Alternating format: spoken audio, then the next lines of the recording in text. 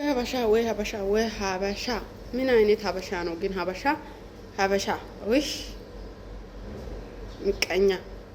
ሚቀኛ፣ ቀናተኛ፣ ቅንቅናመኛ፣ ቡቱቷመኛ። ውይ ልጅቷ ምን አረገች? ምንድን ነው የምትፈልጓት ከሷ? እንደሷ ለምን አትሆኑ? እንደሷ ለምን ቤት የሆነ ማዛ አትሰጡ? እናንተ ጋር እኮ ሰው የማይመጣው እናንተ በጣም ከአፋችሁ የሚወጣው ነገር ሁሉ ቆሻሻ ስለሆነ ነው።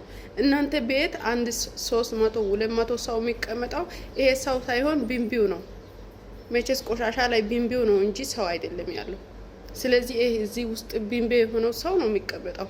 እናንተ ቤት የሚያየው እናንተ ላይክ ሼር ሰብስክራይብ የሚያደርገው ሰው ቢምቢ ስለሆነ ነው እንጂ እናንተ ቤት እኮ በጣም ይገማል፣ አያስቀምጥም፣ አያቆምም። ለዛ ነው ሀቢባ 5000 7000 እስከ 20 ምናምን ሺ ቁጭ ብሎ እሷ ከገባች እስክትወጣ ድረስ ቁጭ ብሎ የሚሰማት።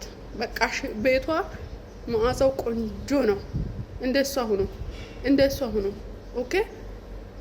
ደግሞ ልጇ ላይ ሳይመን ላይ ትመጣላችሁ። እሷ እኮ ነች በፊት እንደዚህ ነበረ ያለችው እሷ ነች።